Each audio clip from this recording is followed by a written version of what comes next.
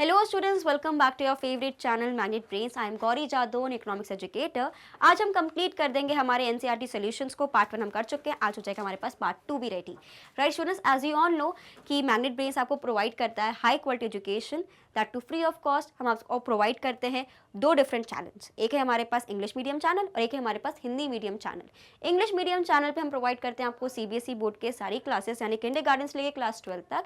And जो हमारा दूसरा चैनल है हिंदी मीडियम चैनल, वहाँ पे हम कवर करते हैं हिंदी मीडियम में आपके वेरियस स्टेट बोर्ड्स को, like MP board, UP board, Delhi board, Bihar board and Rajasthan board. And वहाँ पे जो वेरियस क्लासेस को हम कवर करते हैं वो शुरू होती है क्लास 6 से लेके क्लास 12 तक, है ना। तो बस डिफरेंस क्या है, थोड़ा यहाँ पे इंग्लिश बोर्ड है, वहाँ पे आपको हिंदी मीडियम का मिलेगा, वहाँ पे डिफरेंट बोर्ड्स हैं, यहाँ पे सीबीएसई बोर्ड है। बाकी हर एक चीज़ क्वालिटी में कोई कॉम्प्रोमाइज़ आपको देखने को नहीं मिलेगा। We also provide e notes and e books, उसकी जो लिंक है आपको डिस्क्रिप्शन बॉक्स में मिल जाएगी स्टूडेंट्स, तो कभी भी जाके आप देख सकते हैं। राइट, तो शुरू कर दें भाई आज की क्लास। चलो भाई, पहला क्या है हमारे पास, लो जी, हमारे पास आ गया एक numerical data type of thing. So the following table shows distribution of workforce in the India for the year 1972 and 73. Analyze it and give a reason for the nature of workforce distribution. You will notice that the data is pertaining the situation in India about 50 years ago. तो मैंने क्या बोला था आपको, जब मैं आपको बता रही थी कि किस तरीके से हमें स्टडी करना है, मैंने क्या बोला था, रट्टाफिकेशन करने की ज़रूरत नहीं है। तुम लोग को एक टेबल गिवन रहेगा, बस आपको अपनी समझ के अकॉर्डिंगली कितना आपने एम्प्लॉयमेंट और उसके कंसिडरेशन और उसके कंडीशंस को समझा है, उसके बेसिस पे आपको आंसर करना रहेगा। राइट, तो यहाँ पे मुझे एक टेबल गिवन है, यहाँ पे हम क्लियरली देख सकते हैं कि डिवीजन किसके बेसिस पे हो रहा है। एक तो हो रहा है लोकेशन के बेसिस पे, एक हो रहा है स्टूडेंट्स जेंडर के बेसिस पे, है ना। लोकेशन के बेसिस पे कैसे, एक तो रूरल और एक अर्बन, इसके बेसिस पे डिवाइड कर दिया। सेकंड हमने मेल और फीमेल्स के बेसिस पे डिवाइड कर दिया। अब मुझे क्या करना है, इस डेटा को स्टडी करना है और आज से 50-60 साल पहले की हमें सिचुएशन को एनालाइज करके बताना है कि किस तरीके की सिचुएशन होगी, क्योंकि डेटा क्या है 1972 और 73 का गिवन है, तो उस टाइम पे क्या कंडीशंस थी उसके हिसाब से हमें देखना है। ठीक है, तो क्लियरली आप देख सकते हो रूरल एरियाज में मेल एंड फीमेल और टोटल पॉपुलेशन ज़्यादा है as compare to the urban area, because उस टाइम पे ज़्यादा इंडस्ट्रियलाइजेशन नहीं हुआ था, इंडस्ट्रीज नहीं आई थी, सर्विस इंडस्ट्री नहीं थी, है ना, तो ज़्यादा अर्बनाइजेशन नहीं था। तो क्लियरली आप देख सकते हो कि वुमेन का पार्टिसिपेशन तो हमेशा रूरल एरिया से कम ही रहा है, बिकॉज रूरल एरिया में वुमेन ज़्यादा इसलिए पार्टिसिपेट करती हैं बिकॉज उनके पास चॉइस नहीं रहती एंड पॉवर्टी बहुत ज़्यादा रहती है। तो जब भी आपको पता है गरीबी रहेगी तो सबको काम करना पड़ता है, तो इकोनॉमिकल कंडीशन अच्छी होने की वजह से, नहीं अच्छी होने की वजह से वुमेन को अर्बन रूरल एरियाज़ में ज़्यादा काम करना पड़ता ही पड़ता है। एंड मेल जो मेल है वो तो हमेशा ही आप देख रहे हो, दोनों ही सेक्टर्स में जब हम टोटल से कंपेयर करते हैं तो दोनों अच्छे से वर्क करते ही हैं। अब उस टाइम पे ज़्यादा रूरल एरिया पे क्यों था, बिकॉज कहीं ना कहीं जैसे कि आज भी एग्रीकल्चर में डिपेंडेंस है, तो 50 साल पहले तो और भी ज़्यादा डिपेंडेंस थी एग्रीकल्चर पे, तो प्राइमरी सेक्टर उस टाइम पे ज़्यादा कंट्रीब्यूट करता था। आज के टाइम पे जब हम जीडीपी की बात करते हैं, सर्विस सेक्टर ज़्यादा कंट्रीब्यूशन देता है। उस टाइम पे कौन सा कंट्रीब्यूशन किसका ज़्यादा था, प्राइमरी सेक्टर का कंट्रीब्यूशन ज़्यादा हमें देखने को मिला था। क्लियरली इसलिए हम बोल सकते हैं कि अर्बन सेक्टर इतना कॉन्ट्रीब्यूट नहीं करता था जितना रूरल एरियाज कॉन्ट्रीब्यूट करते थे। ठीक है, समझे इस चीज़ को। अब ये जो मैंने पूरी चीज़ें बताई हैं इसी को आपको अच्छे से लिखना है। कैसे लिखेंगे जल्दी से देखते हैं। So in 1972 and 73, out of total workforce of 234 million, 195 million belong to rural areas and 39 million in the urban areas. It reflects that 83% workforce used to live in the rural areas. Gender difference also persisted then, and in rural areas, male accounted for 125 million workforce and women for 70 million workforce, whereas in urban areas, and 32 million males formed the workforce, but women workforce was only 7 million. In the country, only 77 million female workers were there as compared to the 157 million male workers. Right? तो क्योंकि हमें यहाँ पे जो पूरा data given है ये millions में हमें गिवन है, तो क्लियरली मैं पता लगा लिया कि कितने हमारे पास टोटल है, कितना हमारे पास फीमेल है, कितने हमारे पास मेल है। उसके बेसिस पे हमने कंपेयर कर लिया, हमें पता चल गया कि हाँ भाई वुमेन उस टाइम पे भी ज़्यादा काम कर रही थी रूरल एरियाज़ में, आज भी ज़्यादा काम कर रही हैं, लेकिन डिफरेंस जो है मेल और फीमेल रेशो का जो आप देख सकते हो कि भाई कितने ज़्यादा मेल्स हैं as compare to the females working population में, आज भी आप देख सकते हो कि अभी भी वो डिस्पैरिटी कंटिन्यू हो रही है। तो nothing has change much, right. Take a screenshot जल्दी से, all of you quickly take a screenshot of this one ताकि हम जल्दी से आगे बढ़ पाएँ।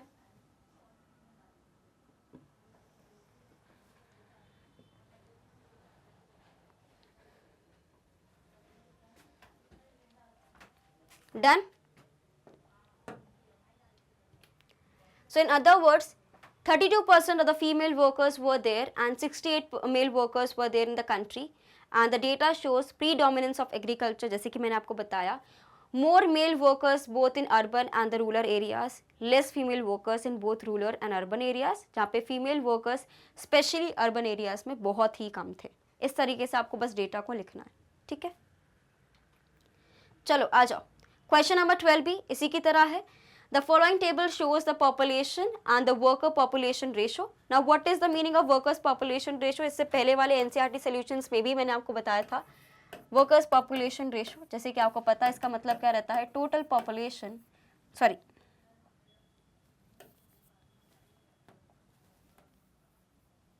इसका जो आंसर रहेगा वो मैं बता देती हूँ।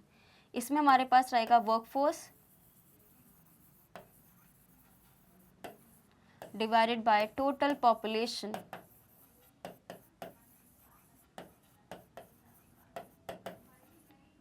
into 100, right.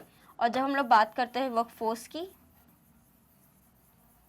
तो सिंपली हम सिर्फ उसी को कंसीडर कर रहे हैं हु हैव जॉब।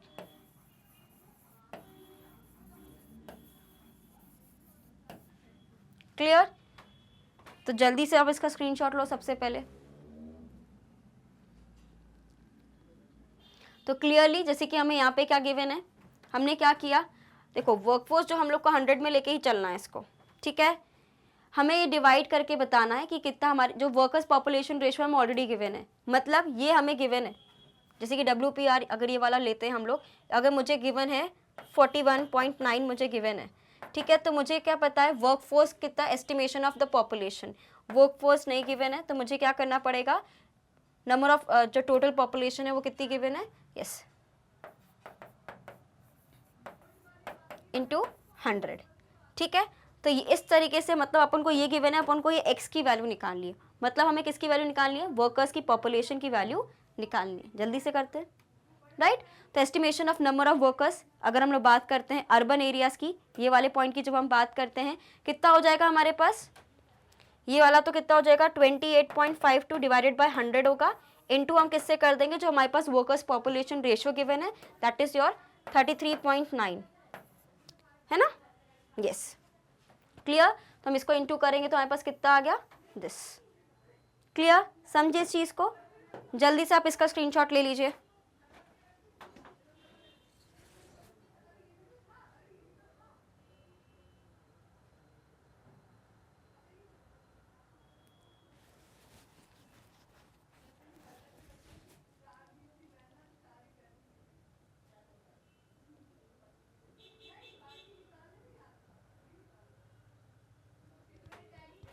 क्लियर?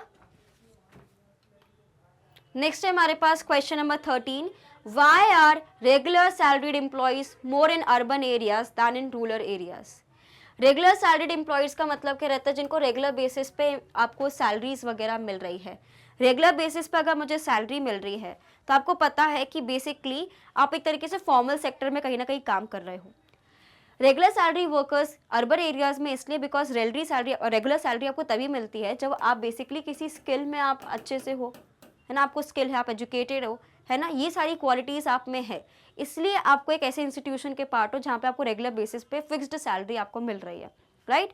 तो रूरल एरियाज़ में कहीं ना कहीं आपको पता है कि ह्यूमन कैपिटल फॉर्मेशन इतना रहता नहीं है ना, हेल्थ के वाइज भी हो, एजुकेशन के वाइज हो, तो स्किल के वाइज हो, तो ये सारी चीज़ें थोड़ी कमी रहती है, तो इसलिए ये लोग ज़्यादा अनस्किल्ड वर्कर्स में आते हैं। वहीं पर अर्बन एरिया से मैक्सिमम लोग स्किल्ड लेबर्स में उसमें आते हैं, इसलिए उनको रेगुलर सैलरी जॉब्स मिल जाती हैं। So regular salary workers are more prevalent in urban than the rural locations because regular paid employees are individuals with a certain degree of education, professional training, both of which are available in rural areas. आपको पता है, sorry unavailable. Rural areas में इतनी education और training वगैरह provide नहीं की जाती, स्किल ओरिएंटेशन इतना है होता नहीं है as compare to urban areas, इसलिए आपको देखेगा कि अर्बन एरियाज में जो लोग हैं उनको ज़्यादा रेगुलर जॉब्स मिलती हैं, ठीक है। Regular salary employees must also have the necessary professional abilities, जो क्वालिफिकेशंस हैं वो भी पूरी होना बहुत ज़रूरी है। And due to the various supportive facilities such as infrastructure development, transportation and communication facilities etc., multinational companies prefer करती हैं कि भैया वो urban area वाले लोगों को ही prefer करें, and as a result there are more career opportunities in the cities, and that is why लोग गाँव से शहर आते हैं कि भाई यहाँ पे थोड़ा नाम कमाएंगे, यहाँ पे काम करेंगे, यहाँ पे चीज़ों को सीखेंगे, बिकॉज उधर कंफर्ट जोन में रह के हम नहीं सीख सकते. Right, take a screenshot.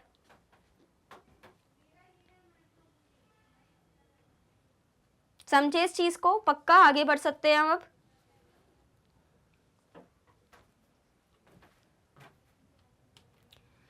Now since agriculture is the main occupation of the rural population, वो मेनली उसी पे डिपेंडेंट रहते हैं, इसलिए एजुकेशन वगैरह को भी इतना ज़्यादा वो बोलते इंपॉर्टेंस नहीं देते, वैल्यू नहीं करते. तो उसकी वजह से हम बोल सकते हैं कि वो ज़्यादा रिस्क नहीं लेना चाहते, वो एग्रीकल्चर में ही आगे बढ़ना चाहते हैं. So they are unwilling to take the risk of working as a regular salaried employed. Question number 14 देखेंगे सभी. Why are less women found in regular salaried employment. देखो, जब इससे पहले भी हमने कंपेयर किया था, जब हम लोग कंपेयर कर रहे थे अर्बन सेक्टर को और रूरल सेक्टर को, तो हमने वहाँ पे भी देखा था कि पहले वुमेन का कंट्रीब्यूशन यहाँ पे हमें ज़्यादा देखने को मिल रहा है as compare to the urban sector. तो अगर हम लोग बात करें, ऑलरेडी रेशो कम ही रहा है अर्बन सेक्टर में, उसमें भी अर्बन सेक्टर या अर्बन की जब हम बात करते हैं, जब हम लोग रेगुलर सैलरी की बात करते हैं वुमेन की, देखो रूरल एरियाज में क्या होता है ना, वुमेन को ऐसी कोई चॉइस नहीं मिलती, क्योंकि वहाँ पे तो आपके पास मजबूरी है, पॉवर्टी है, तो सब काम करते ही है. लेकिन आपने यहाँ पे ज़रूर देखा होगा, यहाँ पे एक कल्चर ऐसा ज़रूर है कि मेन को ज़रूर एक बार, मेन से कभी कोई नहीं पूछेगा है ना कि आपको जॉब करनी है क्या, नहीं करोगे कोई बात नहीं, घर पे बैठो कोई दिक्कत नहीं है, ये कमा लेंगी. But women are given that option, ठीक है, कि क्या ज़रूरत है काम करने की, ठीक है तुम्हें नहीं करना तो मत करो, तुम्हारी मर्जी तो कर लो, नहीं करना तो मत करो. तो इतना कोई मैंडेटरी नहीं बनाता कि आपको भाई काम करना ही पड़ेगा. लेकिन फॉर मेल है ना, जो आपके घर में मेल्स हैं, उनको बहुत ज़्यादा फोर्स किया जाता है, उनके ऊपर तो प्रेशर ही रहता है कि भाई अच्छी नौकरी होना बहुत ज़रूरी है, तुम्हें अपनी फैमिली को संभालना है. लेकिन सेम ऑप्शन उनको कभी नहीं मिलता कि तुम्हें काम करना है कि नहीं करना. एक ये सिनेरियो किया. दूसरा सिनेरियो ये भी रहता है स्टूडेंट्स कई बार कि ऐसा नहीं कि वुमेन काम नहीं करना चाहते, वो सच में काम करना चाहते हैं, लेकिन फैमिली या लाइक कि फैमिली से सपोर्ट नहीं है कि यार तुम्हें ज़रूरत क्या है काम करने की, तुम्हारा ये काम हस्बैंड कमा रहे हैं ना, या फैमिली कमा रही है ना, तुम्हें काम करने की ज़रूरत नहीं है, अभी मैं हूँ ना जिंदा, तुम्हारी काम करने की क्या ज़रूरत है. तो उनको लगता है कि काम करना एक बेसिकली मजबूरी है, लेकिन काम करना एक इंडिपेंडेंस भी है, एक फ्रीडम भी है. राइट, वो भी एक हमें चाहिए. लेकिन उसको ऐसा देखा जाता है कि काम तभी करो जब मजबूरी वाला काम है, वरना मत करो, कोई दिक्कत नहीं है, घर में 4 पैसे आ रहे हैं तो काम चल रहा है, तो तुम्हें काम करने की ज़रूरत नहीं है. एक ये भी सिनेरियो है. तो एक होता है कि कई बार चॉइस मिल जाती है तो वुमेन खुद ऑप्ट कर लेते हैं कि ठीक है मुझे काम नहीं करना, I want to be a housewife. And कुछ लोग का रहता है कि नहीं यार I really want to work, लेकिन अपॉर्चुनिटी नहीं मिलती. तो दोनों सिनेरियोज हैं, पॉजिटिव भी है, नेगेटिव भी है. लेकिन मेन के केस में ऐसा कोई सिनेरियो रहता ही नहीं है, उनका तो रहता है कमाओ, बहुत हो गया, आप कमाओ, घर पर पैसा दो. तो ये आपको समझना पड़ेगा कि दोनों में सिचुएशन क्या है. Clear? Less women work in regular salary position because women's literacy rate are quite low and they lack the necessary professional qualification for a regular salaried employed. क्योंकि कई बार ये भी होता है कि क्या करोगे पढ़ के, हाउस वाइफ ही बनना है, क्या ज़रूरत इतना पढ़ने की, पढ़ना लिखना आ गया ना, हिसाब कर लेते हो ना, बस इतना बहुत है, ग्रेजुएशन कर लिया, ज़्यादा मत पढ़ो, ठीक है बहुत हो गया. ये भी एक सिनेरियो रहता है. कई बार लिटरेसी रेट बहुत लो रहता है, पढ़ाई लिखाई इतना ज़्यादा नहीं जाता.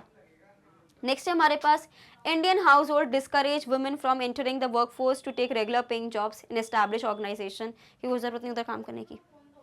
ये भी एक सिनेरियो रहता है कि मैंने अभी आपको बताया कि फैमिली कई बार सपोर्ट नहीं करती, तो उसको सोच के रुक जाते हैं. लेकिन मेल के केस में ऐसा कोई सिनेरियो ही नहीं रहता, उनको तो बोला जाता है कि करना ही पड़ेगा.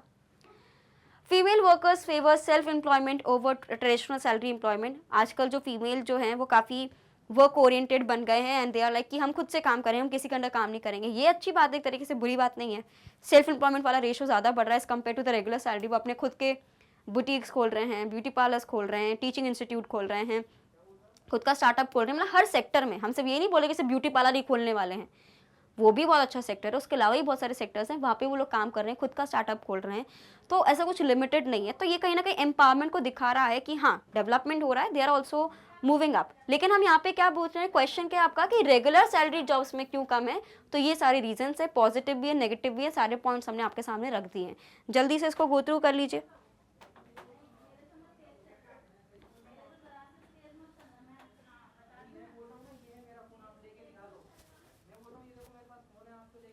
Done, clear, okay. Question number 15 है हमारे पास, analyse the recent trends in the sectoral distribution of workforce in India.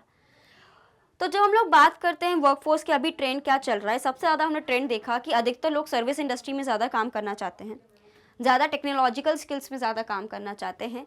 And काफ़ी लोग हम ये बोल सकते हैं कि प्राइमरी सेक्टर में अब इतना इन्वॉल्वमेंट अर्बन सेक्टर में आपको देखने को नहीं मिलेगा। वुमेन और मेन का जो एक गैप है उसको कम करने की कोशिश करी जा रही है, लेकिन अभी भी काफ़ी अच्छा खासा गैप है। तो ये और टेक्निकल एजुकेशन या जो एजुकेशनल बैकग्राउंड से आ रहे हैं वो इतना सफिशिएंट नहीं है कि जितना एक फर्म को रिक्वायर्ड है कि एक एलिजिबिलिटी क्राइटेरिया होना चाहिए, right. Primary, secondary and the tertiary sectors are collectively forms occupational structure of an economy. तीनों सेक्टर को मिला दें तो इन तीनों सेक्टर में लोग काम करते हैं, फिर हम फिगर आउट करते हैं कि भाई कौन से सेक्टर में लोग कितना काम कर रहे हैं। तो मैंने जैसे कि आपको बताया कि फिलहाल इंडिया में कहीं ना कहीं सर्विस सेक्टर जो है उसको बूस्ट मिल रहा है। तो primary sector is the main source of employment for the majority of the workers in India, because agriculture में सबसे ज़्यादा लोग इन्वॉल्व हैं। लेकिन एग्रीकल्चर के अलावा अगर कोई किसी चीज़ में इंटरेस्ट ले रहा है तो that is a service sector. तो जब हम बात करते हैं एग्रीकल्चर में ओवर अबेंडेंस ऑफ वर्क है, इसलिए डिस्गाइज अनएम्प्लॉयमेंट वहाँ पे ज़्यादा है। Primary sector is the main source of employment for the majority of the workers in India, जहाँ पे 44.6% या मोर देन हाफ आप ऐसे लिख सकते हो, कोई दिक्कत नहीं। Of the total workforce is employed in primary sector, while 24.4 and 31% हम बात कर सकते हैं सेकेंडरी सेक्टर और टर्शरी सेक्टर में है। तो मैं क्लियरली जब आपको पढ़ा रही थी तब भी मैंने आपको बताया था कि सबसे ज़्यादा प्राइमरी सेक्टर में, फिर टर्शरी सेक्टर में, और फिर से हमारे पास सेकेंडरी सेक्टर में लोग ज़्यादा हैं। तो सबसे ज़्यादा आपको प्राइमरी सेक्टर में मिलेंगे, उसमें भी सिर्फ आपको फार्मिंग में मिलेंगे अधिकतर, एंड टर्शरी में आपको हम सर्विस इंडस्ट्रीज़ की बात कर रहे हैं, और यहाँ पे हमारी नॉर्मल मैन्युफैक्चरिंग इंडस्ट्रीज़ की बात हो रही है।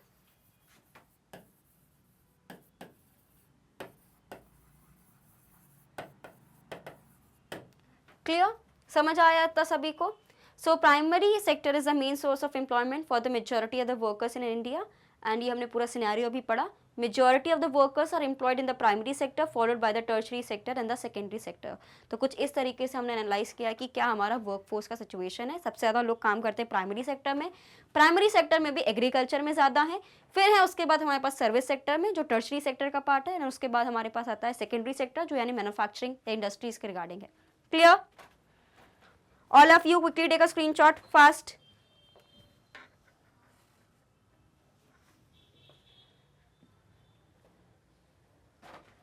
समझे सब इस चीज को पक्का? आगे बढ़े,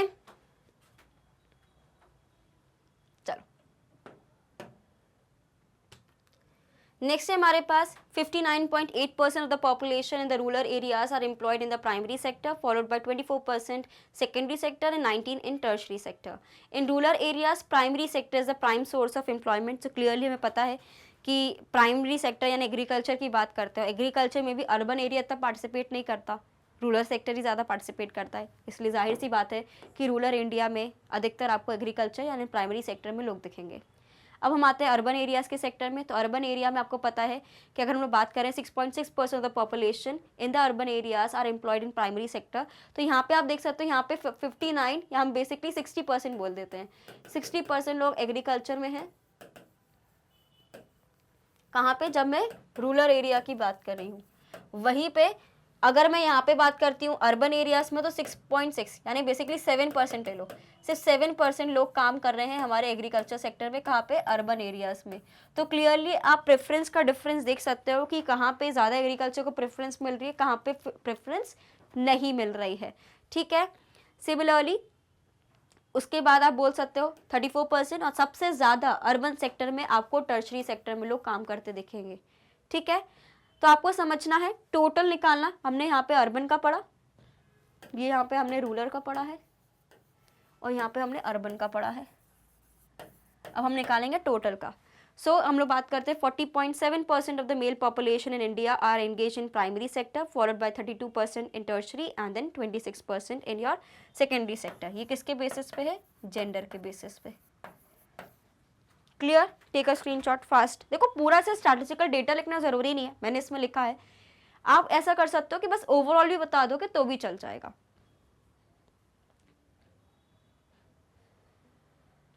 done?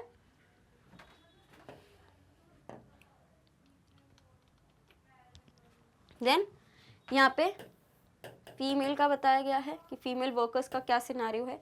57% female population India primary sector में है, क्योंकि रूरल एरियाज में ज़्यादा लोग काम करते हैं फीमेल, एंड 25% टर्शरी यानी सर्विस सेक्टर में, और 17% हमारा सेकेंडरी सेक्टर में है।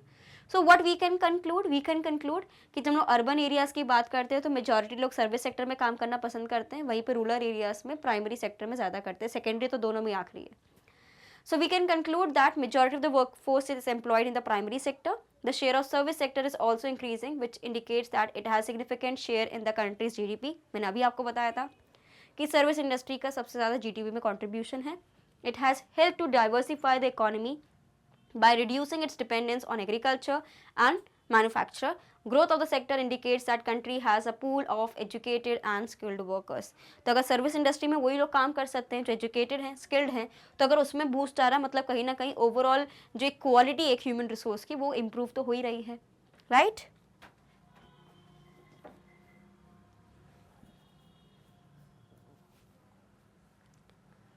चलो क्वेश्चन नंबर 16 है, compared to the 1970s there has hardly been any change in the distribution of workforce across various industries. Comment. तो अभी हमने पूरा पढ़ा जिस तरीके से डिस्ट्रीब्यूशन है वर्कफोर्स का डिफरेंट सेक्टर्स में, जेंडर्स के बेसिस पे, एरिया के बेसिस पे, तीनों बेसिस पे हमने कंपेयर करके देख लिया।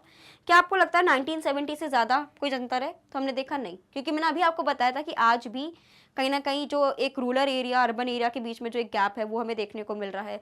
मेल और फीमेल के वर्क रेशो में देखने का हमें जो अंतर है आज भी ज़्यादा है, तो ज़्यादा चेंजेस हमें देखने को नहीं मिले। So yes, it is true that not much of the changes have been observed in the distribution of workforce across various industries, and the reason behind this is that the plans did not emphasize the need for development of non-agriculture rural employment. देखो हम अगर बोल रहे हैं कि भाई agriculture में ज़्यादा एम्प्लॉयमेंट नहीं होनी चाहिए, एग्रीकल्चर में से हट जाओ, लेकिन कहाँ जाए? आपने हमें ऑप्शंस ही बताए, लेकिन ऑप्शंस डेवलप्ड नहीं है ना, मतलब नॉन एग्रीकल्चर जो एक्टिविटीज़ हैं वो डेवलप्ड नहीं है।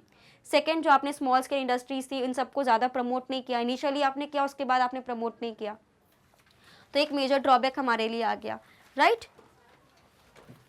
तो इसका स्क्रीनशॉट ले लीजिए दी सभी, ऑल ऑफ यू। तो क्लियरली शॉर्ट में हमें आंसर लिखना था कि ज़्यादा अंतर हमें देखने को नहीं मिला है, ठीक है? चलो क्वेश्चन नंबर 17 है हमारे पास, do you think that during 1950 and 2010 employment generated in the country is, अगर हम बात करते commensurate with the growth of the GDP in India, तो ये हमने देखा था एक जॉबलेस ग्रोथ वाला फंक्शन। तो हम ये नहीं कह रहे कि अगर हम ये मान के चल रहे हैं इंडिया की इकोनॉमी कितनी इंप्रूव कर रही है, उससे पता चलता है कि हमारा GDP के साथ साथ जॉब लेवल भी बढ़ रहा है, मतलब लोगों की इनकम बढ़ रही है। इनकम बढ़ेगी तभी तो हमारा स्टैंडर्ड ऑफ लिविंग बढ़ेगा, ये क्लियर है हमें? GDP बढ़ेगा, जॉब बढ़ेगा, इनकम बढ़ेगी, स्टैंडर्ड ऑफ लिविंग बढ़ेगा, तो तीनों चीज़ें हमारी इंक्रीज होंगी इस चीज़ से, इससे तो हम बिल्कुल क्लियर है। लेकिन हमने ये देखा है कि in the coming years GDP तो हमारा अच्छा खासा बढ़ा, लेकिन जो जॉब अपॉर्चुनिटीज़ का जो रेट है वो स्टैग्नेंट रहा, मतलब ज़्यादा हमें चेंजेस देखने को नहीं मिले। और अभी अगर हम डिस्कस करते हैं आजकल के टाइम पे हमारी जो GDP सबसे ज़्यादा फास्टेस्ट ग्रोइंग GDP है, जिस तरीके से हम लोग आगे बढ़ रहे हैं, लेकिन जो आगे बढ़ रहे हैं ना वो जॉबलेस ग्रोथ है। कौन सी ग्रोथ है? कि ग्रोथ तो हो रही है भैया, लेकिन जॉबलेस हो रही है, इतनी ज़्यादा अच्छी ग्रोथ हमें देखने को नहीं मिल रही। अगर आप ये सोचो ऐसी कोई इकोनॉमी है जहाँ पे ज़्यादा लोग के इन्वॉल्वमेंट के बिना हम लोग उतना ही लेवल ऑफ प्रोडक्शन कर पा रहे हैं, मतलब कहीं ना कहीं हमारे लिए बहुत बड़ा खतरा हो रहा है कि बिना जॉब्स के भी काम हो पा रहा है, राइट? तो AI की वजह से हमने बोला था ना खतरा आ रहा है, तो वही चीज़ है। So in the last 50 years the employment generated in the country is not, हम लोग ये बोल सकते कम्युनिकेट का मतलब क्या रहता है, उसके साथ प्रोपोर्शनेटली इंक्रीज नहीं हो रही with the growth rate of GDP है। So we can call it as jobless growth. So jobless growth is defined as a situation in which the overall growth rate of GDP in the economy is accelerated but it is not accompanied by the expansion in the economic। हमारे पास जो employment opportunities होती है, जो मैं आपको समझा रही थी कि GDP का रेट तो बढ़ रहा है लेकिन साथ में जॉब अपॉर्चुनिटीज़ उतनी नहीं बढ़ रही हैं, right? So it means that the economy is not able to produce more job opportunities whereas GDP is increasing। Clear? Take a screenshot of this one fast। ठीक है स्टूडेंट्स, हम सभी समझ गए ना कि what is the meaning of jobless growth, कि आपका GDP तो बढ़ रहा है, बढ़िया, आपका तेज़ी से GDP बढ़ रहा है आपकी इकोनॉमी का, लेकिन GDP के साथ इतनी ज़्यादा एम्प्लॉयमेंट अपॉर्चुनिटीज़ जनरेट नहीं हो रही, लेकिन जॉब अपॉर्चुनिटीज़ हमारी इंक्रीज नहीं हो रही। तो जब ऐसा ग्रोथ होता है हम उसको क्या बोलते हैं? Jobless growth. क्लियर? आगे बढ़ते हैं। Since the starting of economic reforms, जैसे कि हमने बात करा है 1991 में हमारे पास LPG आया है, that is liberalisation, privatisation and globalisation. Our economy is facing a gap between GDP growth rate and employment rate, so we call it as jobless growth. ठीक है, तो देखो जब आप एक फॉरेन कंपटीशन वगैरह लेके आ रहे हो, जब उनको एक बेटर रिसोर्सेज मिल रहे हैं चीपर प्राइसेस पे, तो कहीं ना कहीं आपको ये समझना पड़ेगा कि आप इजीली सब्सटीट्यूट हो जाते हो, तो इसलिए जॉब क्रिएशन इतना ज़्यादा पॉसिबल नहीं हो पाता और गैप आ जाता है। क्लियर? चलो क्वेश्चन नंबर 18 को सभी को ध्यान से पढ़ना है। Is it necessary to generate employment in the formal sector rather than informal sector? देखो हमने डिफरेंस पढ़ा है, एक होता है हमारा फॉर्मल सेक्टर, एक होता है हमारे पास इनफॉर्मल सेक्टर। इसके कुछ क्राइटेरियाज हमने पढ़े थे, व्हाट वर द क्राइटेरियाज, कोई मुझे बताएगा कमेंट सेक्शन में जल्दी से लिख के। सो फॉर्मल सेक्टर में बोला जाता है अगर आप 10+ लोग हायर करते हो तो आप एक फॉर्मल सेक्टर में आते हो, उसमें प्राइवेट सेक्टर और पब्लिक सेक्टर दोनों हमारे पास इन्वॉल्व रहते ही रहते हैं। इनफॉर्मल में क्या रहता है, अगर आपके 10 से लेस हैं, आपने 10 से लेस हायर करे हैं तो वो क्या हो जाएगा, या बिलो 10 जब आपने हायर करे तो इनफॉर्मल सेक्टर हो जाता है। इसमें सारा प्राइवेट सेक्टर तो आता है ही और गवर्नमेंट सेक्टर तो आपका सिर्फ और सिर्फ फॉर्मल सेक्टर में आएगा। तो ये डेफिनेशन है हमारी किसकी, formal sector versus informal sector की। नाउ क्लियरली स्टूडेंट्स यहाँ पे क्या बोल रहे हैं, why it is necessary to generate, या पूछ रहे हैं is it necessary to generate more employment opportunities in formal sector rather than informal sector. देखो अभी हम बात करें, हमने स्टैटिस्टिक्स देखा था 94% लोग इनफॉर्मल सेक्टर में काम करते हैं एंड ओनली 6% लोग किस में काम करते हैं, फॉर्मल सेक्टर में काम करते हैं, है ना। यहाँ पे हमसे प्राइवेट सेक्टर की बात नहीं करते, यहाँ पे प्राइवेट और गवर्नमेंट सेक्टर दोनों है, यानी पब्लिक सेक्टर इन्वॉल्व है जब हम लोग बात करते हैं फॉर्मल स्ट्रक्चर की।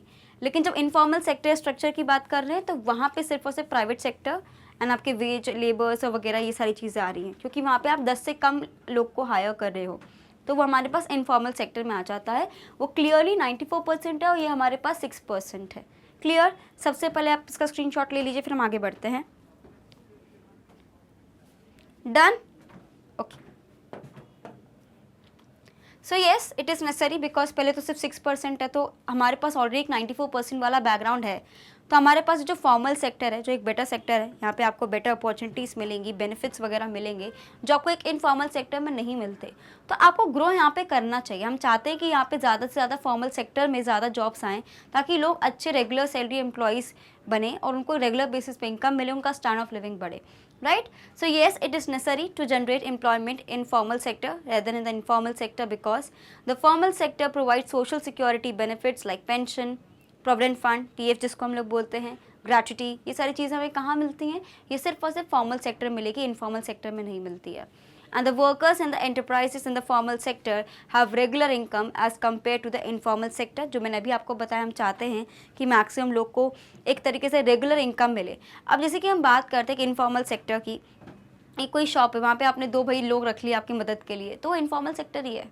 राशन वगैरह की शॉप वगैरह आपने देखी है ना, कि आपकी शॉप के लिए आपने एक और कोई सेल्स पर्सन रख लिया। ये क्या होता है स्टूडेंट्स, हमारे पास ये इनडायरेक्ट ही है, ये इनफॉर्मल ही है। लेकिन जब हम बात करते हैं किसी एक सुपर मार्केट में जब 10 से ज़्यादा लोग एम्प्लॉयज़ काम कर रहे हैं, तो वो क्या हो जाएगा हमारे पास, वो फॉर्मल सेक्टर में आ जाएगा। ठीक है, so income earned in formal sector is more than that in the informal sector, that is definitely correct, है ना। आप किसी छोटी सी शॉप में एक सेल पर्सन हो, वहीं पे आप एक गोदरेज या कहीं और ऐसी जगह पे आप, या हम बात कर सकते हैं रिलायंस, क्रोमाइन, जब जगह पे आप एक सेल्स पर्सन हो, तो आपको एक बेटर सैलरी रहेगी as compare to the informal sector one. Right? तो आपको यही समझना है स्टूडेंट्स कि जब हम लोग बात करते हैं फॉर्मल और इनफॉर्मल सेक्टर की, फॉर्मल सेक्टर में ज़्यादा हमें एक तरीके से बेनिफिट्स मिलते हैं other than the salary, and job security भी रहती है, और साथ ही में स्टूडेंट्स यहाँ पे हम लोग ज़्यादा अर्न भी कर सकते हैं और रेगुलर भी रहती है चीज़ें। दैट इज़ वाई बिल्कुल हमें कहीं ना कहीं फॉर्मल सेक्टर पे नहीं, लेकिन सॉरी इनफॉर्मल सेक्टर पे नहीं, फॉर्मल सेक्टर पे अच्छे से कॉन्ट्रीब्यूट करना चाहिए। Clear? Take a screenshot. Done students? Formal और इनफॉर्मल के बीच में डिफरेंस समझ आ गया? चलो, The formal sector enterprises use updated and better technologies than the informal sector. Generating employment in formal sector will help in the reduction of poverty and income inequalities, because मैंने अभी आपको समझाया था अगर फॉर्मल सेक्टर में लोग ज़्यादा काम करेंगे तो उनके पास रेगुलर सैलरीज आएंगी, और अगर रेगुलर सैलरीज आएंगी तो डेफिनेटली आपको एक स्टैंडर्ड ऑफ लिविंग में ग्रोथ ज़रूर देखने को मिलेगा अगर आप सही डायरेक्शन में उसको खर्च करते हो। हाँ, अगर सैलरी आ रही है उसको आप फालतू चीज़ों पर खर्च करोगे तो ऑफकोर्स उससे कुछ नहीं होगा। अगर आप वही सैलरी आ रही है आप उसको सही तरीके से यूटिलाइज करके आगे के लिए सेव करके इन्वेस्ट करके चलोगे तो आपका कहीं ना कहीं इंप्रूवमेंट दिखेगा आपको अपनी फाइनेंशियल कंडीशन में, right. Take a screenshot of this one fast. Done students, तो ये जितने भी हमारे पास पॉइंट्स हैं आपको डिट्टो ऐसे याद करने की ज़रूरत नहीं है, लेकिन एक बहुत ही बेसिक अंडरस्टैंडिंग है ना। आपको सिर्फ ये पता है कि फॉर्मल स्ट्रक्चर क्या होता है और इनफॉर्मल स्ट्रक्चर क्या होता है, आपने सिर्फ इतना पढ़ा है। लेकिन क्वेश्चन कैसा सीबीएसई पूछ रहा है, आपसे पूछ रहा है कि जो आपने समझा है दोनों सेक्टर के बारे में आपको क्या लगता है, आपका ओपिनियन क्या है उसके बारे में। क्या पूछ रहे हैं, is it necessary to generate employment in the formal sector rather than the informal sector, why. तो आपसे पूछ रहे हैं वो, है ना। उनको ये पता है कि आपने फॉर्मल सेक्टर के बारे में ही पढ़ा है और आपने इनफॉर्मल सेक्टर के बारे में ही पढ़ा है कि क्या होते हैं, क्या टर्म्स एंड कंडीशन है। लेकिन अब आपने उसको जितना समझा उसके बेसिस पे सीबीएसई आपसे पूछ रहा है कि ठीक है बताइए आपको क्या लगता है किसमें ज़्यादा इन्वेस्ट करने की ज़रूरत है। तो यहाँ पे कौन सा कॉन्सेप्ट आता है मेरा, कॉन्सेप्चुअल लर्निंग आता है, कॉम्पिटेंसी बेस्ड क्वेश्चंस। यहाँ पे सामने वाला ये देख रहा है कि आप कितने कॉम्पिटेंट हैं कि आप किसी सिनेरियो को समझ के आपने जो लर्न करा है उसको जोड़ के आप एक आंसर लिख पा रहे हैं। क्लियर। तो ऐसे क्वेश्चंस आपको बहुत देखने को मिलेंगे। क्वेश्चन नंबर 19 पढ़ेंगे सभी। Victor is able to get work only for 2 hours in a day. तो जो विक्टर है उसको सिर्फ दिन में 2 घंटे के लिए ही काम मिल पा रहा है, rest of the day he is looking for work. Is he unemployed, why and what kind of jobs could person like Victor be doing.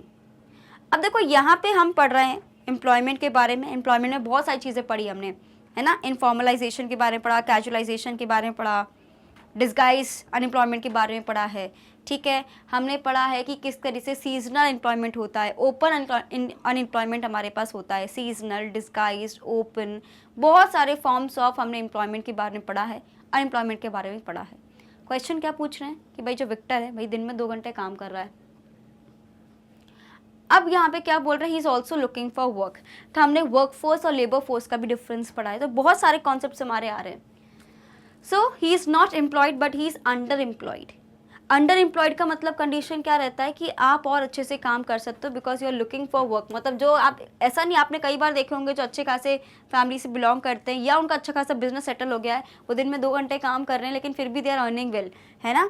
लेकिन यहाँ पे काम कितने घंटे कर रहे हो उसका नहीं है, आप ये बात है कि आप उसमें से कितना अर्न कर रहे हो, आप कितना और कर सकते हो। अगर आपको लग रहा है कि 2 hours are enough for me, that is fine, लेकिन वो क्लियरली इनफ नहीं, क्योंकि वो बोल रहे हैं कि वो और भी काम के लिए लुक कर रहे हैं। मतलब समझ आ रहा है कि कहीं ना कहीं वो और काम करना चाह रहे हैं लेकिन उनको इतना काम नहीं मिल रहा। अगर वो सिनेरियो आता है तो वो क्या होता है, underemployed, because his full capacity is not been utilize, so he comes under the category of casual worker. Casualisation, क्योंकि मैंने आपको क्या बोला था, informalisation, casualisation, open, disguise, seasonal type के एम्प्लॉयमेंट एंड अनएम्प्लॉयमेंट के बारे में हमने पढ़ा है, जिसमें से कैजुअल वर्कर का यहाँ पे पूरा कैरेक्टरिस्टिक्स हमें देखने को मिल रहे हैं कि आप दिन में कुछ ही देर घंटों के लिए काम कर रहे हो और बाकी टाइम आप काम ढूंढ रहे हो लेकिन उसके बावजूद आपको काम नहीं मिल रहा है, ठीक है। Take a screenshot.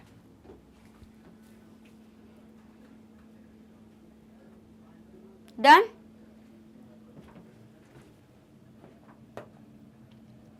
Question number 20 देखेंगे सभी।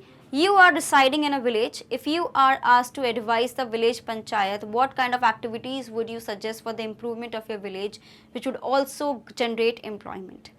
तो अगेन सी ऐसे क्वेश्चंस क्या हैं, ये आपसे पूछ रहे हैं कि जो भी आपने अपने चैप्टर में पढ़ा है उसको समझ के बताइए कि आपको लगता है क्या किया जा सकता है। स्मॉल स्केल इंडस्ट्रीज़ को सेटअप करना, जो हमारे हैंडीक्राफ्ट, पोल्ट्री, सारी जो इंडस्ट्रीज़ हैं उनको सेटअप करना, उनको बूस्ट करना, वुमेन एम्पावरमेंट करना, सेल्फ हेल्प ग्रुप्स को प्रमोट करना, बहुत सारी चीज़ें हमारे पास आ सकती हैं। So let's see. So the activities that I will suggest for the employment generation are, first of all, I will advise the village panchayat to consider the poverty alleviation programs of government which helps in the employment generation opportunities. तो हमें पता है कि भाई अगर हमें गरीबी हटानी है तो कहीं ना कहीं जॉब ज़्यादा दिलवानी ही पड़ेगी। तो जो गवर्नमेंट ने बहुत सारे इनिशिएटिव्स लेके आ रखे हैं उसकी इन्फॉर्मेशन सही तरीके से पहुँचाने के लिए विलेज पंचायत की तो बिल्कुल ज़रूरत पड़ेगी। नेक्स्ट क्या है हमारे पास, to provide the technical knowledge and modern know how to the rural workers so that their productivity could be increase and they could accept the modernisation. तो जैसे कि आपको पता है कि विद टाइम वी नीड अपग्रेड, हम अपडेट करते हैं अपनी नॉलेज को, अपनी स्किल्स को, तो अगर सेम टाइम पे लोग भी रूरल एरियाज़ के अपडेटेड रहेंगे तो उनको बेटर जॉब अपॉर्चुनिटीज़ आगे मिल सकती हैं। ठीक है, तो इसमें हम बोल सकते हैं the importance of training in knowledge. Clear? Take a screenshot fast. ठीक है, दोनों ही पॉइंट्स जो हमारे पास गिवन है उसको अच्छे से आपको पढ़ना है।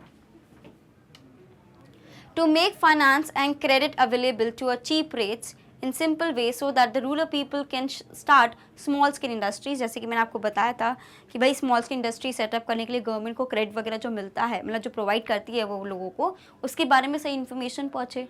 Then to develop community assets by generating wage employment through various activities like construction of houses, financial assistance for construction houses।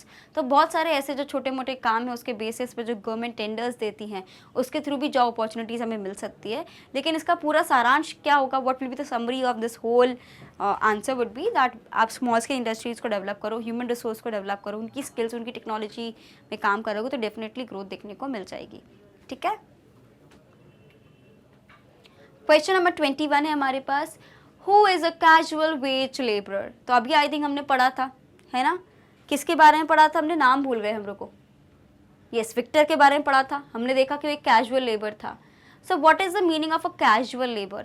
C, casual labour का मतलब रहता है कि आपके पास ऐसा कोई परमानेंट काम या परमानेंट जॉब नहीं है, यू आर जस्ट वर्किंग और आपको उसके बेसिस पे आपको जो भी कंपनसेशन है वो मिल जाता है। एक रेगुलरिटी नहीं है, फिक्स्ड इनकम नहीं है, right. So casual worker is the one who works occasionally throughout the year. कभी कभी काम है, कभी कभी काम नहीं है। And the employers do not regularly hire the casual workers who labor for a new few months and are paid to the task they perform, and these are typically the unskilled laborers। तो unskilled भी होता है आजकल भाई, skilled भी हो गया, freelancers वगैरह, है ना। 3 महीने का प्रोजेक्ट है, उसके बाद आप टाटा बाय बाय। ज़रूरी नहीं कि आपको हमारी कंपनी में पूरे हमारे साथ जुड़े ही रहना है। तो जब ये कैजुअलाइजेशन की बात हो रही है, कैजुअल वेज लेबरर्स की, हम इसमें यही बात कर रहे हैं स्टूडेंट्स कि किस तरीके से आप पूरे टाइम एम्प्लॉयड नहीं हो और उस चीज़ का आपकी स्किल्स के ऊपर बहुत इफेक्ट देखने को हमें मिल रहा है, right. Take a screenshot.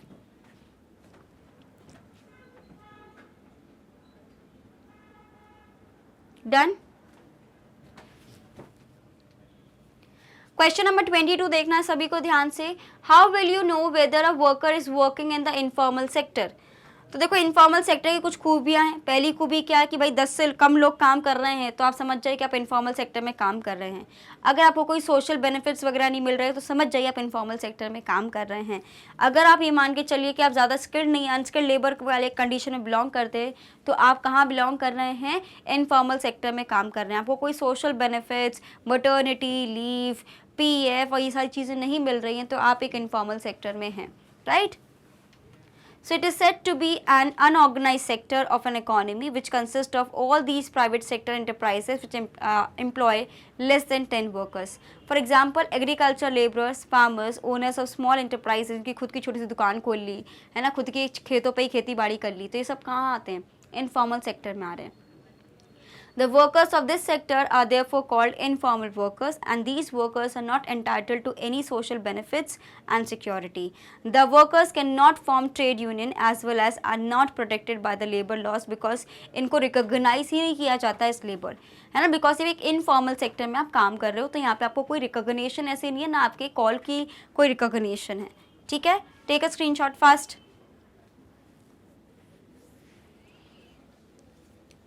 Done. Wait, we have one more question, right? Yes, this is done, right? Screenshot ले लिया था ना इसका? Okay, so with this students we have finished our 22 questions. Hopefully आपको कोई भी डाउट नहीं होगा। 22 क्वेश्चंस 2 पार्ट्स में हमने फिनिश कर लिया। आप सभी के लिए एनसीईआरटी क्वेश्चन सब आने वाले हैं, आपके assertion reason based questions, multiple choice questions and most important questions. And with these 3 important sessions आपका ये वाला चैप्टर पूरा फिनिश हो जाएगा, राइट। उसके बाद हमारा कौन सा चैप्टर बचेगा भाई? This is I think our 6th chapter. We have 2 more chapters to go, तो बहुत जल्दी हो जाएगा। So do not worry about it students. बस आपको एक चीज़ का ध्यान रखना है, देखो जब भी हम लोग ये वाली चीज़ें लिखते हैं, राइट, जैसे कि ये है, ऐसे क्वेश्चंस आप लिख रहे हो तो ऐसे पॉइंटर्स में लिखो, ठीक है। ऐसे पॉइंटर्स में आप लिखोगे ना तो डेफिनेटली आपको दिखेगा कि मार्क्स हमें अच्छे मिलते हैं इसमें। पैराग्राफ वाइज लिखोगे तो उतने अच्छे से आपको क्लैरिटी देखने को नहीं मिलेगी, राइट। तो students, as you all know कि मैग्नेट ब्रेन्स एक ऐसा चैनल है जो आपको प्रोवाइड करता है high quality education, that too free of cost. If talk about CBSE, हम कवर करते हैं सभी के लिए क्लासेस किंडरगार्टन से लेके क्लास 12 तक। And we also have a Hindi medium channel जहाँ पे हम कवर करते हैं सभी के लिए क्लासेस 6 से लेके क्लास 12 तक। वहाँ पे जो डिफरेंट स्टेट बोर्ड्स को हम लोग फॉलो करते हैं, that is your Delhi board, Bihar board, UP board, MP board and Rajasthan board. And apart from these board classes we also provide you 3 special courses like Vedic maths crash course and spoken English का भी course हम आपको provide करते हैं बिल्कुल free of cost में। तो आपको बिल्कुल बने रहना है मैग्नेट ब्रेन्स पर students. And we also provide e notes and e books, उसकी जो लिंक है आपको डिस्क्रिप्शन बॉक्स में मिल जाएगी, तो कभी भी जाके आप देख सकते हैं। एंड हमें सब यूट्यूब पे नहीं, डिफरेंट सोशल मीडिया साइट्स पे आपको फॉलो करना है like Facebook, Instagram, Twitter and WhatsApp, ताकि कोई भी इंपॉर्टेंट अपडेट आपसे बिल्कुल ही मिस ना हो। तो students keep revising, keep practising. मैं मिलती हूँ आपसे नेक्स्ट वीडियो में। Till then bye bye and thank you for watching this video.